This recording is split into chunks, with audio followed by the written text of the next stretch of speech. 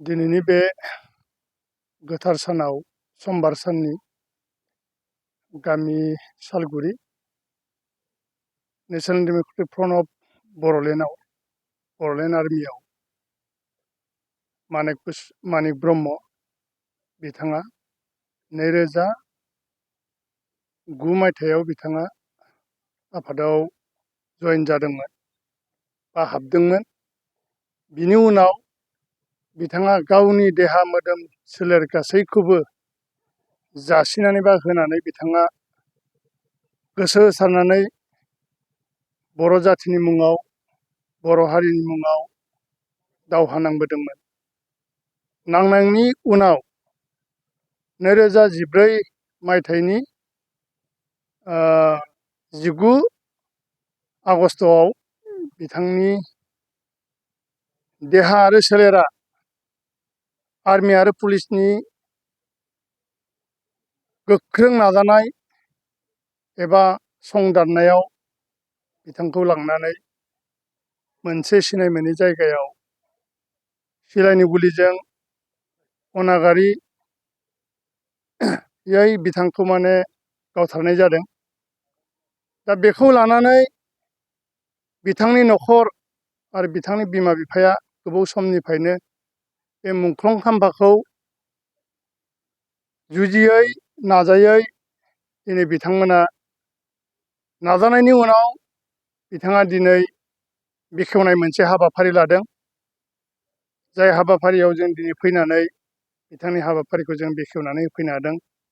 नाथाय खोब दुखुनांथावना बाथ्रा, बिथाङा दिनै मुंख्लं जानायनि उनावबो गभर्नमेन्टनिफ्राय जेरैबायदि मोननांगौमोन, जा एक्रेसिया मोननांगौमोन, बिथाङा दिनैसिम मोननो हायाखै। मानोना जों बिथांनि जि अनसुंथाइ हाबाफारिनि जि लिस्ट डाटा हरनाय, बेखौ जों बहुद बार हरदोंमोन। दा बिथांनि लिस्ट आरो माखासे नेम डाटाया गोजौसिम मोनैयावनो हयथ' माबा मोनसे जानानै हें जानानै थादों। दा बेयाव जोबोद दुखुनांथावना आरो दुखुनांनो गोनां।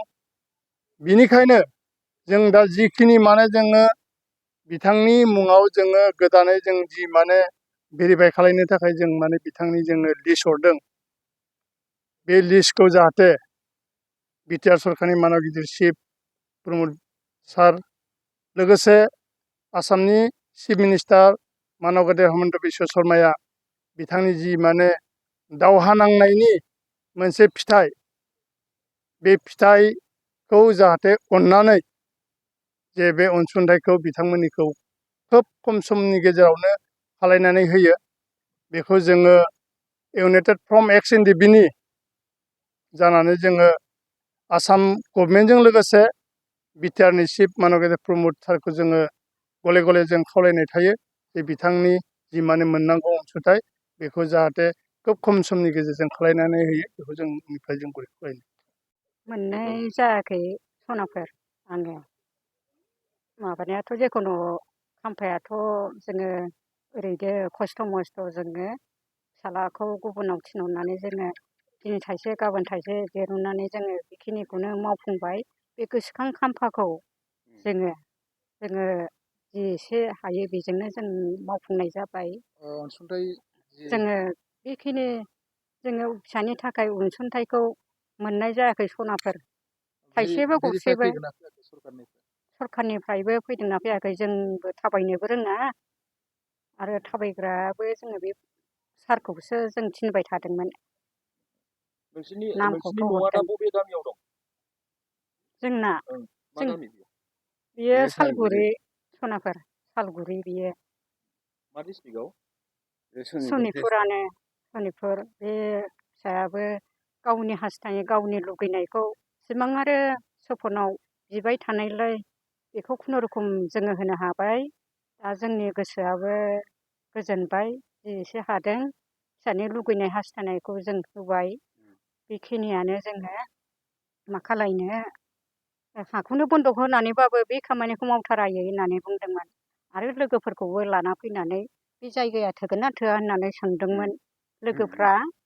थोगोन मानो थोआ होननानै बुंबाय लोगोफ्रा। बे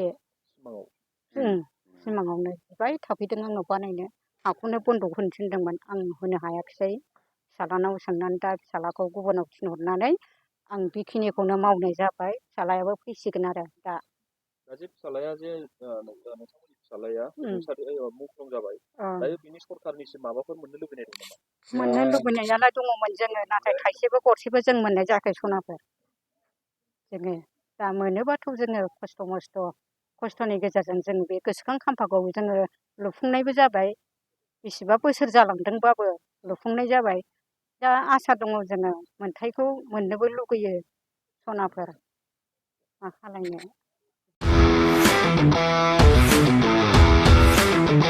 गोजोनथाव खौरां टिभिएसनि गारि लानो गोसो गुदुं जानाय सुबुंफोरनि थाखाय मोनसे गोजोनथाव खौरां चिरां जिल्ला बिजनीनि बागुरुम्बा टिभिएस गारि श'रुमा नोंथांमोननि थाखाय दुर्गा फुजानि धामाका अफार लानानै फैदों बाइक आरो स्कुटि गारि सालायनो मोजां मोनग्रा रायजो राजाफोरनि थाखाय बागुरुम्बा टिभिएस गारि श'रुमा धामाका अफार होना नोंथांमोननि गेजेराव मोनसे मोजां खाबु होगासिनो दं बिजनी स्टेट बेंकनि साखाथिनि सीआरपीएफ केम्पनि उल्था सोनाब फारसे थानाय बागुरुम्बा टिभिएस श'रुमाव डाउन पेमेन्ट होनानै नोंथाङा टिभिएसनि गारि लानो हागोन नोंथांमोना बागुरुम्बा टिभिएस श'रुमाव फैनानै नोंथांनि लुबैनाय बायदि टिभिएसनि गारिखौ लांफैनो हागोन टिभिएसनि गारि सालायनो मोजां मोनग्रा रायजो राजाफोरनि थाखाय बागुरुम्बा टिभिएस श'रुमा बेनि अनगायैबो गोबां मोजां अफार लाबोदों बेफोर अफारफ्रानो जाबाय जेरै गंनै हेलमेट फ्रि फुल टिंकी पेट्रल फ्रि एसर गिफ्ट आरो टिभिएस कम्पानिनि गासैबो मडेलनि एक्सचेन्जनि खाबुआ एभेलेबल जागोन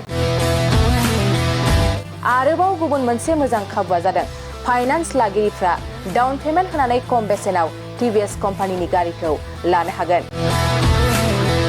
लोगोसे आबुङै मिन्थिनो आरो बुकिं खालामनो थाखाय 7002132259 एबा 8638131734 जानबुं नम्बराव कल खालामना खौरां लानो हागोन